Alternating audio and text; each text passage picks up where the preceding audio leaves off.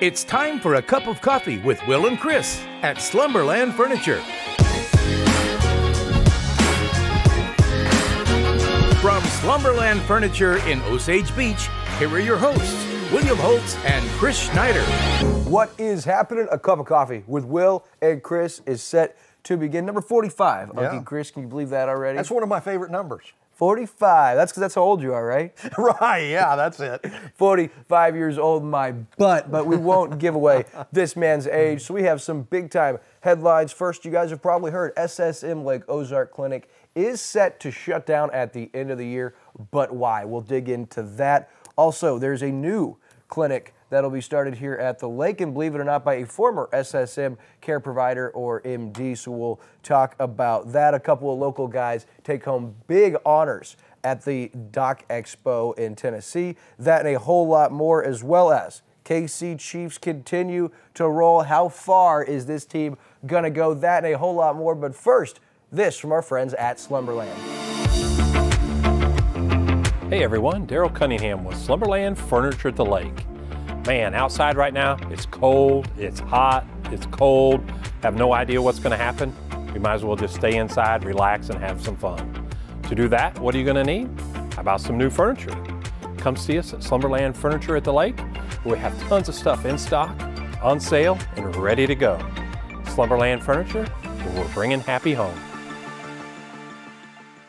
As we welcome you back, one of the biggest stories we've had of the year thus far, Chris, SSM Clinic here in Lake Ozark is set to close. Now, we've been involved in this the last week or so, and we've been kind of surprised that we've uncovered. Yeah, I tell you what, it's the sad state of where we are right now in this country, where it seems like the government is doling out the money from above. They're telling people like locally what they can do, how they can do it. This is happening in several areas, happening in the area of medical stuff, happening in education. And so this SSM thing, it seems like, again, it's coming from above and it's affecting dramatically what's going on in this area. So we're going to start with our coverage of this. We were contacted by patient Kaylin Cochran a little over a week ago, and she claims first that ivermectin was used when she had COVID by our care provider, SSM Clinic, and that it saved her life. So when she found out about the clinic closing at the end of this year, she organized a peaceful protest because she was literally fearful of losing what she calls the best care provider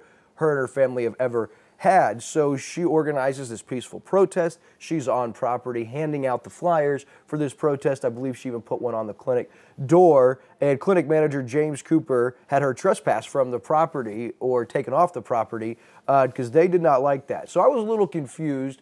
The clinic's closing. You have a patient who belongs to that clinic and rants and raves about the care that she's received from this clinic. So it makes sense she would be protesting. What I did not understand is why would any member of this clinic, including clinic manager James Cooper, who's about to potentially lose his job from this clinic, not want her protesting? So I contacted SSM to ask, first, are you guys closing? Second, what's the reasoning behind this closing? And I also wanted to know about the encounter with Kaylin and Cooper. And lastly, and in my guesstimation, the most important was I wanted to clarify and get confirmation on the claim from Cochran that she was given ivermectin or prescribed ivermectin for COVID and that it worked. So I reached out to them and asked these questions, and I was ignored by clinic manager James Cooper. However, Jessica Royston, who is the regional manager of marketing and communications with SSM Health Mid-Missouri, said I can confirm the clinic is closing on December 31st. That was one of the only questions that was answered. Every other question I had sent over to Mr. Cooper as to the why, ask about the encounter between Cochran and Cooper as far as getting trespassed off the property, as well as the ivermectin and COVID claims. First email, she said, I can confirm, and these are her words, our top priority continues to be ensuring our patients and community have access to high quality,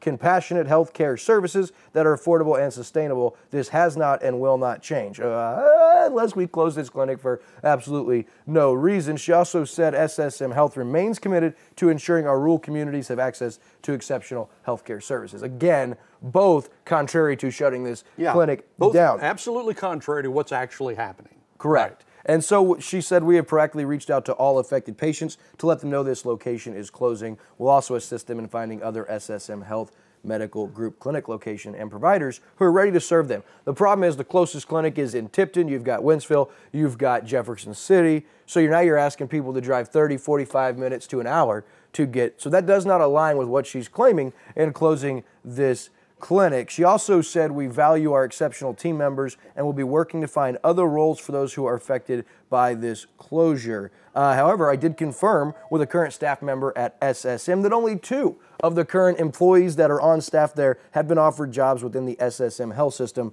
after December 31st. There's lie number 1 from Royston and SSM. So next we have to look at them saying, she did tell us this. After the ivermectin claim, I reached back out and said, okay, you're not answering any of these questions I initially asked you, and I rephrased a lot of them.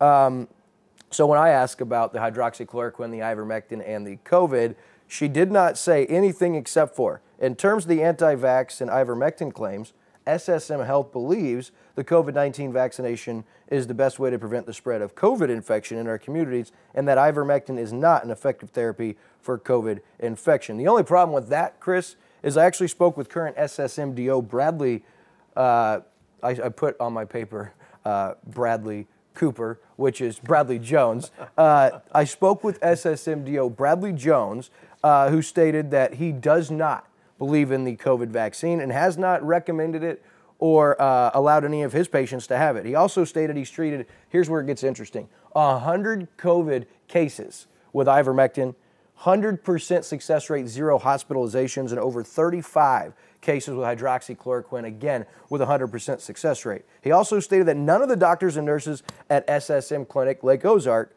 have promoted or recommended the shot, and all are using ivermectin and hydroxychloroquine as the treatment for COVID-19, and they've all had a 100% success rate. Jones went on to tell me that he believes this is the most dangerous vaccine ever administered in America, and that's ironic, as when I asked Royston and Cooper, of course you remember what Royston said, that ivermectin is not an effective therapy for COVID infection. As well as I did hear they're, as a clinic, receiving about 25 new patients per week. So the speculation of they can't find workers is not true. The speculation of they're struggling financially, well, I confirm this clinic is currently seeing, on average, more new patients on a weekly basis than any clinics within the SSM health systems. And so I am so confused by what's going on. There was this protest last Saturday for patients, for staff members, that they don't buy into this. They're not happy.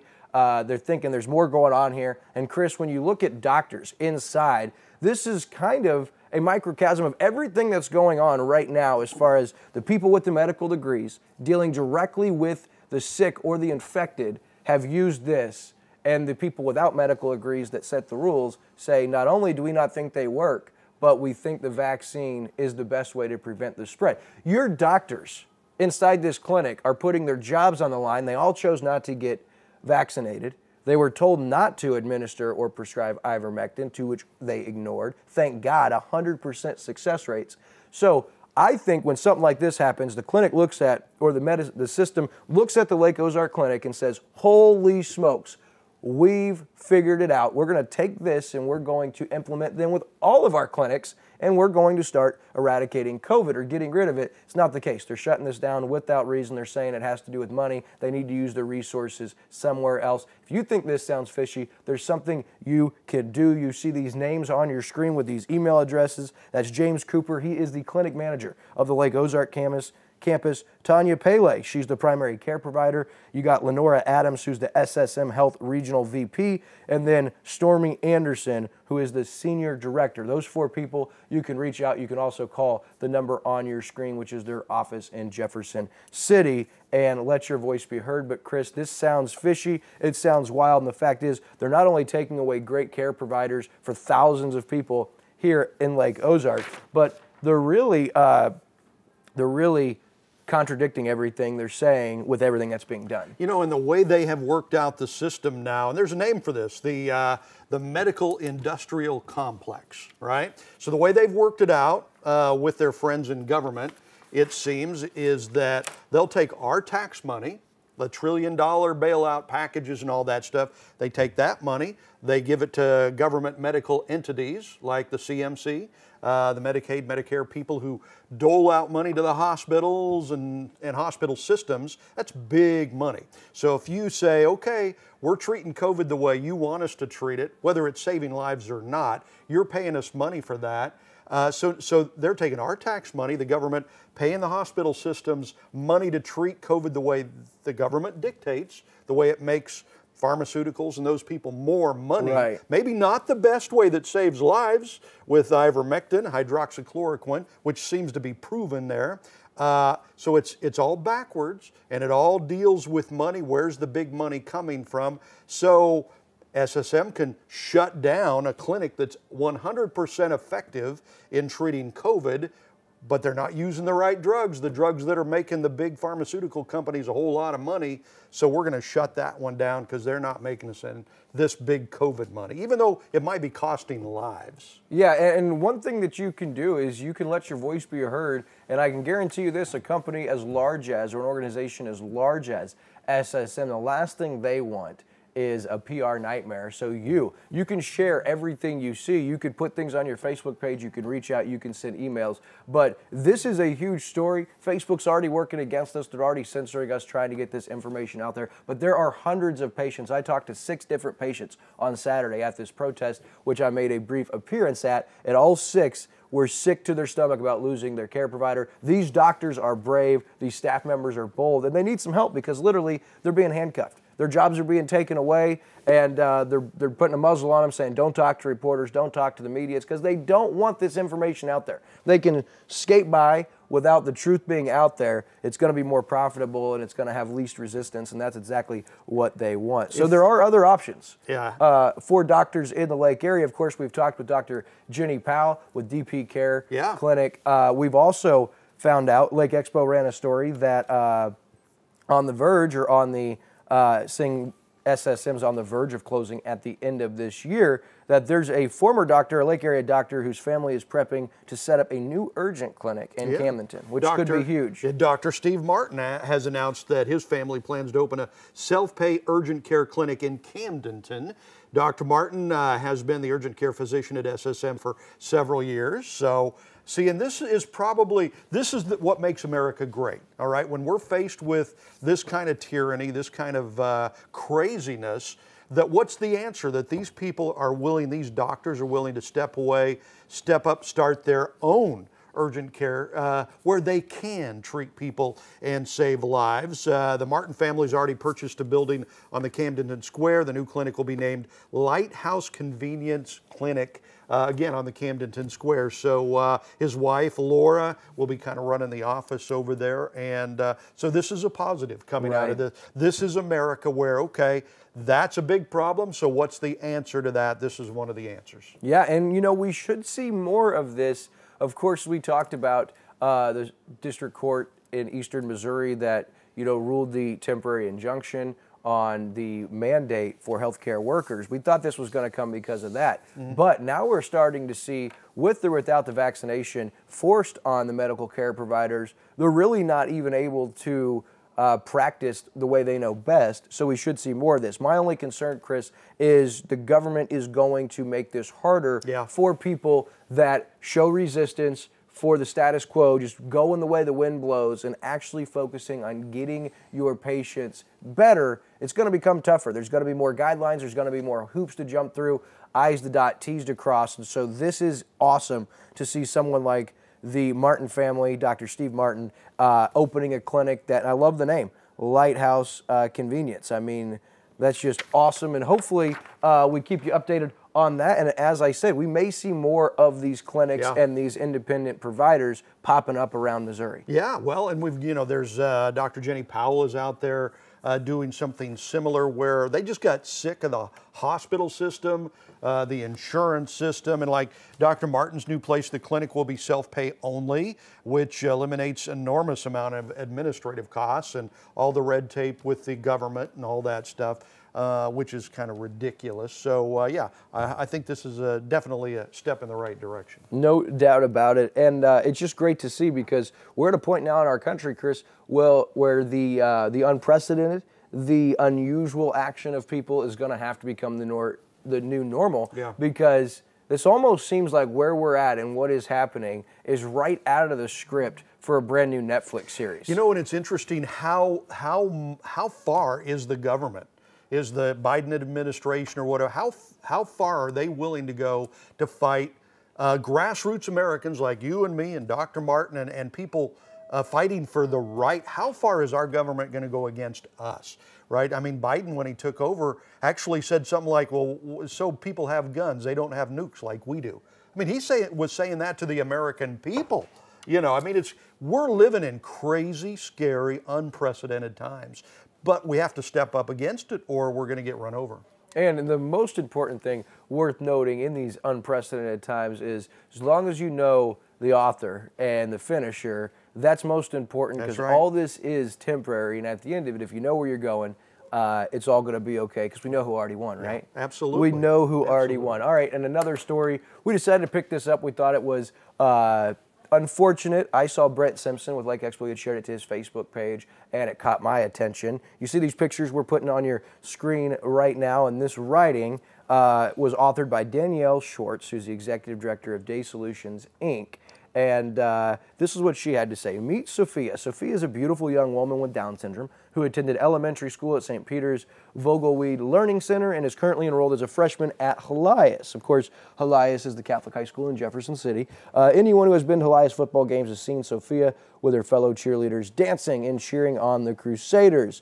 Until recently, Helias Catholic High School advanced a vision that included supporting and educating our most vulnerable population, individuals with special needs. This vision spoke to both the Catholic community and the developmental disability community.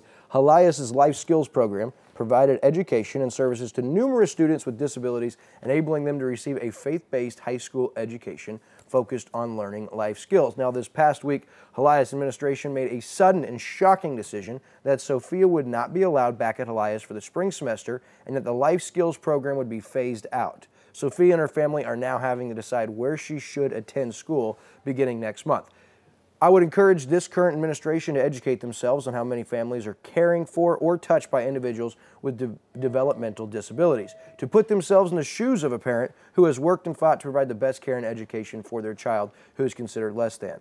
Then consider what Jesus would do. I'm disappointed to learn that Helias Catholic School is abandoning the inclusion vision that allowed Sophia and many other individuals to receive faith-based life skills education. Helias has sent a message that it only has room for typically developing children with typical post-graduation goals of college, trade school, and careers. I'm saddened that my child attending Helias and another on the way will miss the opportunity to experience a small piece of diversity and learn firsthand to appreciate differences in each other. She ended with, social media is powerful. Please consider sharing this post and sending a message to Helias Catholic High School administration that this community supports our children with disabilities, and join me in praying for Sophia and her family, as well as many other members of the Helias community who will be affected by this decision. Now, you can go to Lake TV's Facebook page. You can see that we've shared this page directly to our page as of Wednesday morning. That way you can share that post or, of course, reach out. But unfortunate that you're seeing programs like this cut. Of course, we saw that locally a couple years ago, and now a school as big as this cutting a program like this is going to create some real obstacles for some people. Did they give a reason why they're cutting this out? Yeah, they said that so that it only has room for typically developing children with typical post-graduation goals of college, trade school, and careers. Okay, see, what I don't get is, again, our government is willing to take our tax money, and they're proposing now giving certain illegal aliens $450,000 apiece, right? Because they were treated wrong when they illegally came across our border. $450,000 per person. I mean, that means families could get over $1 million, but they don't have enough money to help developmentally disabled children in our own schools? Yeah. What the hell is wrong? Yeah. You know, I mean, this is incredible. It doesn't seem to make a lot of sense. We encourage you, share that to your page, and again, pick up the phone, write an email, and let your voice be heard. All right, more on a positive, like a couple of local guys take home major national awards, the National Dock Expo in Nashville, Tennessee last week. Both Polylift boat lifts and Somerset boat lifts both represented well. Yeah, how about that? Matt Mawson of Polylift awarded the Young Leader Award at the Docks Expo, and this is in Nashville, right? Docks Expo in Nashville. They have a big, beautiful Lake of the Ozarks in Nashville? I don't think so, but that's a good place to go, I guess. So the Young Leader Award recognizes young professionals under 40 who have made a significant contribution to the marina and boatyard industry. So most of us know the Mawson name, right? Great family at the Lake of the Ozarks. Well, it looks like that family runs pretty deep. So Matt Mawson wins this Young Leader Award, and he's been with Polylift Boat Lifts since 2010, I guess. Yeah, and he's a hard, stinking worker, real hard worker, good family man. Him and his wife, Shelby, they just had their first this year. You know everybody at the lake. I'm amazed. The Mawsons, I mean, from the west side, it's hard not to know Mike, Mark, all of those guys and their family. So really, really cool. And then, of course, from Somerset, of course, you know the Cobalt Boat family, the owners of Cobalt Boats, the St. Clair family, had bought them out. Well, it took Pack no time, and Pack actually is the former president of Cobalt Boats before coming in and getting incredibly involved with Somerset that his family bought. So he also wins this award for under 40, and it is really cool because two guys from Lake of the Ozarks, possibly the two biggest players in the boat lift, and so cool. They both take home that award, and they're both young and big-time players here at the lake. So, yeah, and the family, this family that has just purchased Somerset Boat Lifts, it's kind of a father-son team, right? So the younger half of that duo has won this award for young leaders. Pack St. Clair, his dad's name is Paxson, right? So it's kind of interesting, kind of confusing. So Pack was awarded the Young Leader of the Year at the same show there in Nashville, Tennessee, and the Somerset team, I mean, it's really been a pretty smooth, happy transition from you know, the Somerset family that owned that to the St. Clair family now, and so you know, when he won this award, they put out this post on the Facebook saying, you know, we're very thrilled to have him leading the company and congratulations and all that good stuff. And we're actually going to have the St. Clair's father-son duo on Lake TV Spotlight show in the next few months so we can kind of get to know them. But like you said, great history. They owned Cobalt Boats, sold that, and so, you know, great business family. For sure. All right, other stories. Congratulations, of course, before we move on, both to the St. Clair and the Mawson family at Somerset and Polylift. So good for them. Now, as we move ahead, we look at the Osage School District. Pretty squeaky clean for the most part, pretty much loved here in the lake community. Well, that was until recent school board meeting when there was a record turnout in recent memory anyway that showed up and were outraged. And the topic of discussion was the Panorama Education. It's the company that's linked to Merrick Garland, you know, the Attorney General who engaged the DOJ to classify parents who speak up and out against school boards as domestic terrorists. His son-in-law also owns Panorama Education, and it's a cloud-based company, Chris, that surveys kids and stores their personality, identifiable information in the cloud servers. Here's another thing that's worrisome. Chan Zuckerberg is also one of the owners. It surveys children on their attitudes, values, and beliefs, stores that, sells that information, and they can be targeted, whether it's in marketing and advertising or whatever it would be. Now, Superintendent Dr. Laura Nelson highlighted Panorama Education as one of the pillars of her new Stu Frick plan for the district, but questions parents are asking as they are outraged is, how did you vet this company? When did the board vote to use this company? And why store this information rather than aggregate information? And for what purposes do you need to store this information?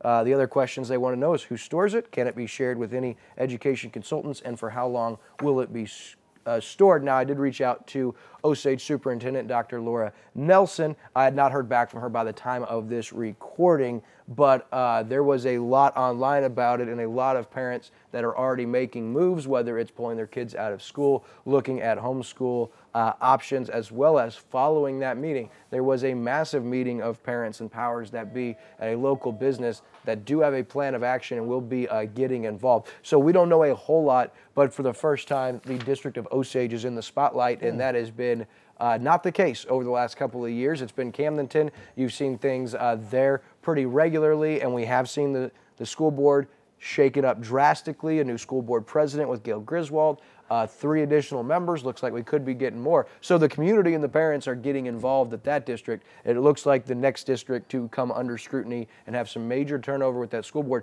could be School of the Osage. That's all we really know. We'll be sure we keep you updated on this. So as we move ahead, sports, Chris, Mizzou, they get a bowl game. They're going to be playing Army in the Armed Forces Bowl. That's right down in your old backyard at the Amon G. Carter Stadium in Fort Worth.